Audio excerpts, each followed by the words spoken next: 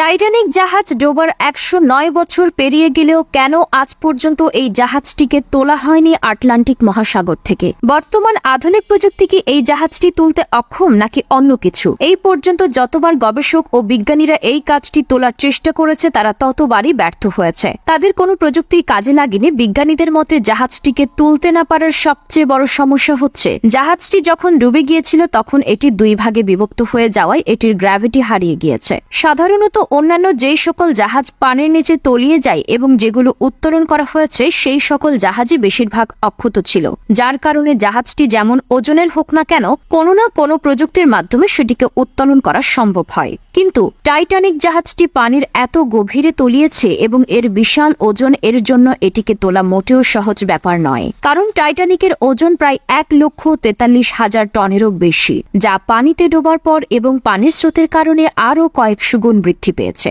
তার উপর রয়েছে পানির স্রোত, যা ওজনকে আরও কয়েক গুণ বাড়িয়ে দেয়। বিজ্ঞানীরা কিছু মজার পদ্ধতিও বের করেছিলেন। তারা পিং পং বলের সাহায্য নিয়েছিলেন টাইটানিক তোলার জন্য। তারা চেয়েছিলেন জাহাজটিকে প্রথমে হাজার হাজার পিং পং বল দিয়ে ভর্তি করবেন, সেগুলো পানির সংস্পর্শে এসে ফুলে উঠবে।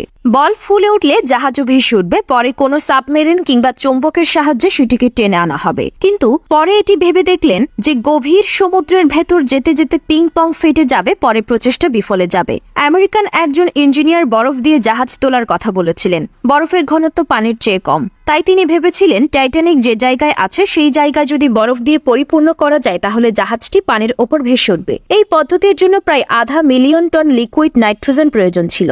এত নাইট্রোজেন পানির এত গভীরে পাঠানো প্রায় অসম্ভব ব্যাপার, ফলে এই চেষ্টাও বিফলে যায়। এরকম আরো শত শত পরিকল্পনা বিজ্ঞানীরা এই পর্যন্ত করে এসেছেন, কিন্তু কোনো না কোনো কারণে সেই প্রচেষ্টাগুলো বিফলে যায়। এই পর্যন্ত অনেক বিখ্যাত কোম্পানি টাইটানিক তোলার প্রজেক্ট হাতে নিয়েছিলেন, কিন্তু এটি তোলার জন্য যেই পরিমাণ টাকা খরচ হবে তার মাসুল দিতে দিতে অন্তত ১০০ বছর লেগে যাবে। তাছাড়া টাইটানিক তুলতে যা খরচ হবে তার চেয়ে কম টাকা দিয়ে টাইটানিকের চেয়ে আরও ভালো জাহাজ তৈরি করা সম্ভব। তাই কোনো কোম্পানি এরকম ভুল করবে না। প্রত্নতত্ত্ববিদ এবং ডুবুরিরা তথ্য নিয়ে দেখেছেন যে টাইটানিক শ্যাওলা নানা ধরনের সামুদ্রিক বর্জ্যে ভরে গেছে। তাছাড়া জাহাজের অনেক অংশই নষ্ট হয়ে গিয়েছে।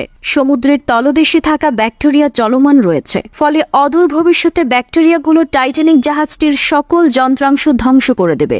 লক্ষ লক্ষ মানুষের আবেগের জায়গা টাইটানিক ১৯১২ সালের ১০ই এপ্রিল আটলান্টিক মহাসাগরে নিউ ইয়র্কের উদ্দেশ্যে সাউদার্ন টাউন থেকে যাত্রা শুরু করে। ১৫ই এপ্রিল রাত ১১:৪৫ সেটি দুভাগ হয়ে ডুবতে থাকে। সেই করুণ দৃশ্য এখনো মানুষকে কাঁদায়, আর সেজন্যই হয়তো বাস্তবে না দেখেও টাইটানিক জাহাজের রহস্য আজও আমাদের হৃদয়ে আলোড়ন সৃষ্টি করে।